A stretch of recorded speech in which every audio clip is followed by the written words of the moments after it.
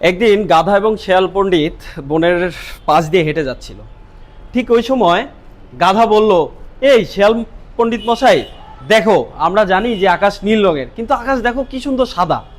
আকাশের রং তো সাদা, আমরা তো এতদিন ভুল জেনেছি। তখন শেয়াল পণ্ডিত বললেন, না, আকাশের রং নীল, তুমি যেটা দেখছো এটা হচ্ছে মেঘ। এই নিয়ে তাদের মধ্যে প্রচণ্ড তর্ক বিতর্ক শুরু হয়ে গেল। তর্ক বিতর্কের এক পর্যায়ে পাশ দিয়ে যাচ্ছিল খরগোশ। সে তাদেরকে বলল, তোমরা যেভাবে তর্ক বিতর্ক শুরু করেছো, যে কোনো সময় একটা দুর্ঘটনা ঘটায় ফেলবে, চলো তোমাদেরকে রাজা মশাইয়ের কাছে নিয়ে যাই।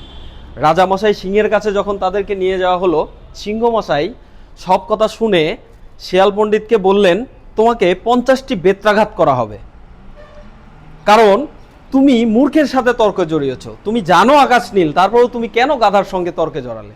এটাই তোমার শাস্তি। তাই মূর্খের সাথে কখনো তর্কে জড়াইতে নাই। Thank you.